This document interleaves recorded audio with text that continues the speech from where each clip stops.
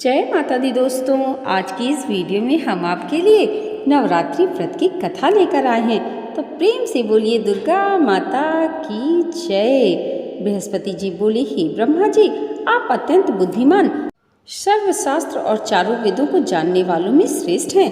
हे प्रभु, कृपा कर मेरा वचन सुनिए। चैत्र, आश्विन, माघ और आषाढ़ मास के शुक्ल पक्ष में नवरात्र का व्रत और उत्सव क्यों किया जाता है?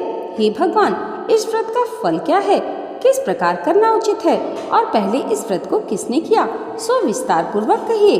बृहस्पति जी का ऐसा प्रश्न सुनकर ब्रह्मा जी कहने लगे, हे बृहस्पति, प्राणियों का हित करने की इच्छा से तुमने बहुत ही अच्छा प्रश्न किया है। जो मनुष्य मनोरथ पूर्ण करने वाली दुर्गा महादेवी, सूर्य और नारायण को ध्यान करते हैं, वे मनुष्य धन्य हैं। यह नवरात्र व्रत संपूर्ण कामनाओं को पूर्ण करने वाला है। इसके करने से पुत्र चाहने वालों को पुत्र, धन चाहने वाले को धन, विद्या चाहने वाले को विद्या और सुख चाहने वालों को सुख की प्राप्ति होती है। इस व्रत को करने से रोगी मनुष्य का रोग दूर हो जाता है और कारागार में पड़ा हुआ मनुष्य बंधन से छूट जाता है। मनुष्य की तमाम विपत्तियां दूर हो जाती हैं और उसके घर में संपूर्ण संपत्तियां आकर उपस्थित हो जाती हैं। बंध्या और काक बंध्या के इस व्रत के करने से पुत्र हो जाता है।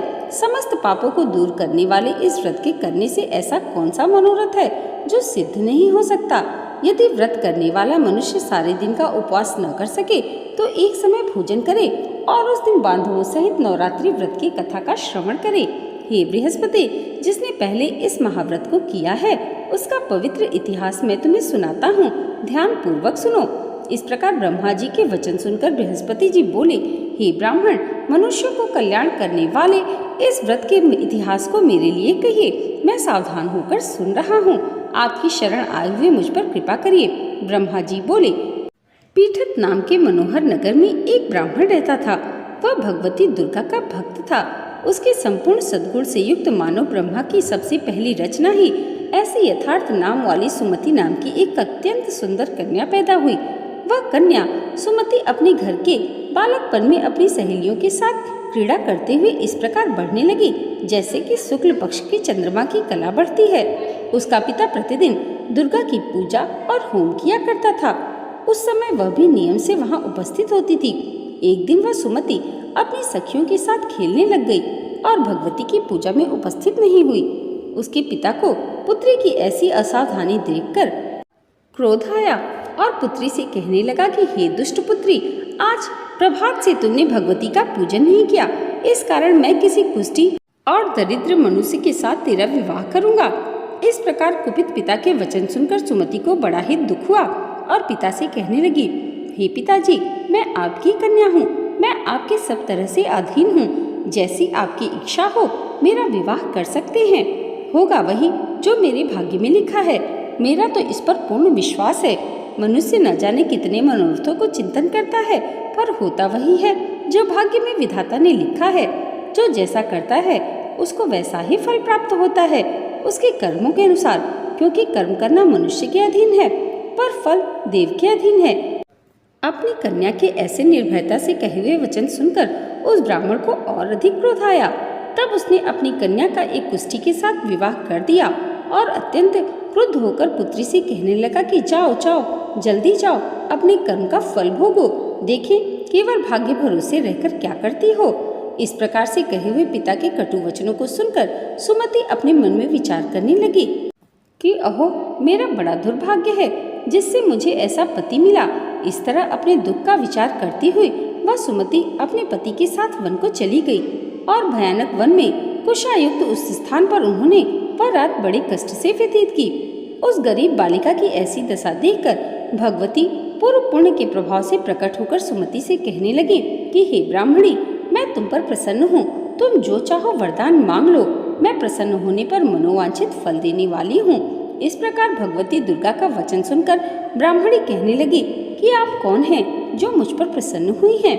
यह सब मेरे लिए कहा और अपनी कृपा दृष्टि से मुझ दासी को कृतार्थ करो। ऐसे ब्राह्मणी के वचन सुनकर देवी कहने लगी कि मैं आदि शक्ति हूँ और मैं ही ब्रह्मा, विद्या और सरस्वती हूँ।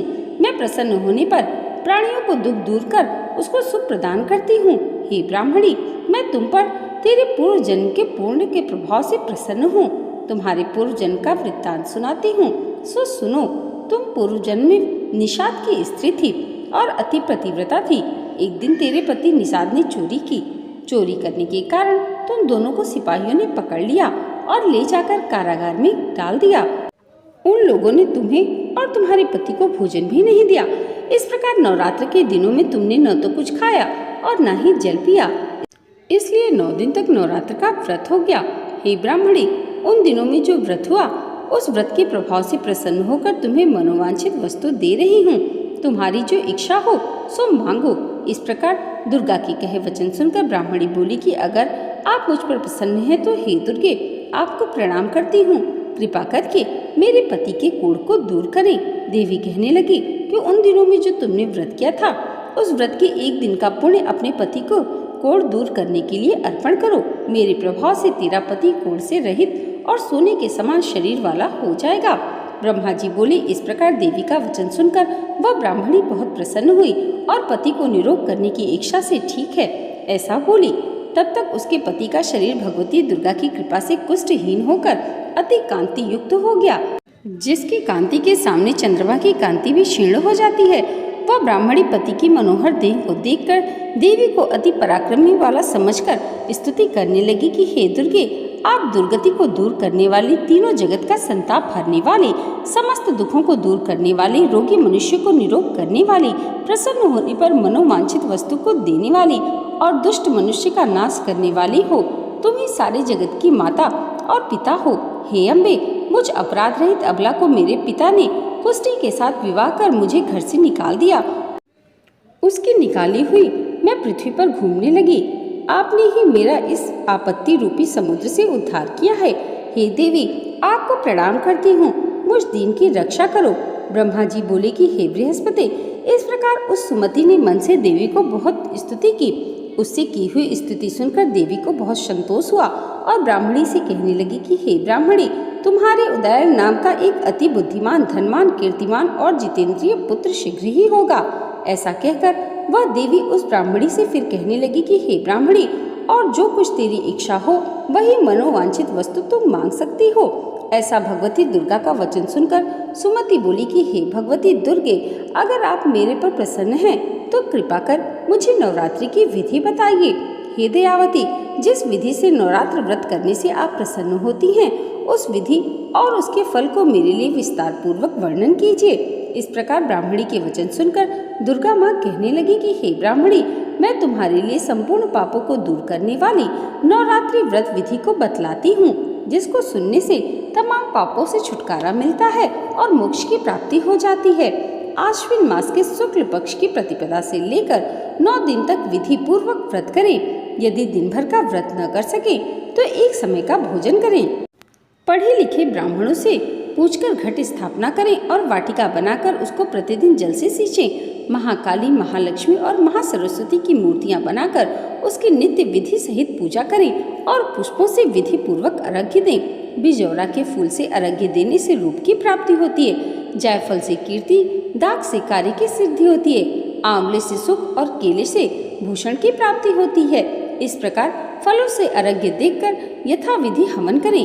खंड, घी, गेहूं, शहद, जौ, तिल, बिंब, नारियल, दाक और कदम्ब, इनसे हवन करें। गेहूं होम करने से लक्ष्मी की प्राप्ति होती है।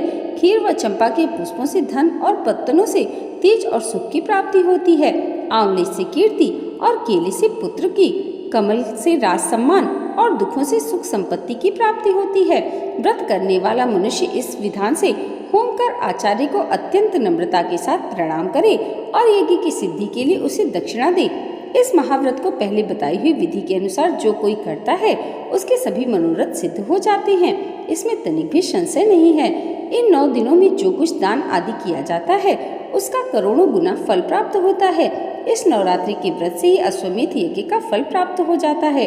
हे ब्राह्मणी, इस संपूर्ण कामनाओं को पूर्ण करने वाले उत्तम व्रत को तीर्थ, मंदिर अथवा घर में ही विधि के अनुसार करना चाहिए। ब्रह्मा जी बोले कि हे बृहस्पति, इस प्रकार ब्राह्मणी को व्रत की विधि बताकर और फल बताकर देवी अंतर ध्यान हो गई। जो मनुष्य स्त्री इस व्रत को भक्ति पूर्वक करता है वह इस लोक में सुख पाकर अंत में दुर्लभ मोक्ष को प्राप्त होता है। हे बृहस्पति, यह दुर्लभ व्रत का महात्म्य मैंने तुम्हारे लिए बतलाया है। ऐसा ब्रह्मा जी के वचन सुनकर बृहस्पति जी आनंद के कारण रोमांचित हो गए और ब्रह्मा जी से कहने लगे कि हे ब्रह्मा जी, आपने मुझ पर अति कृपा की है, जो अमृत के समान इस नवरात्रि व्रत का महात्म्य सुनाया। हे प्रभु, आपके बिना और कौन इस महात्म्य को सुना सकता है। ऐसे बृहस्पति जी के वचन सुनकर ब्रह्मा जी बोले कि हे बृहस्पति, तुमने सब प्राणियों का हित करने वाले इस अलौकिक व्रत को पूछा है, इसलिए तुम धन्य हो। यह भगवती शक्ति संपूर्ण लोकों का पालन करने वाली है। इस महादेवी के प्रभाव को कौन जान सकता है। प्रेम से बोलिए दुर्गा माता की जय। दोस्तों, आज की ये वीडियो अगर आपको अच्छी लगी हो तो कमेंट बॉक्स में जय माता दी ज़रूर लिखिएगा और इसे लाइक, और हमारे चैनल पर पहली बार आए हैं तो सब्सक्राइब करना मत भूलिएगा। माता रानी की कृपा आप सबके जीवन पर सदैव ऐसे ही बनी रहे, इसी मंगल कामना के साथ मिलते हैं अगली वीडियो में। तब तक के लिए जय माता दी।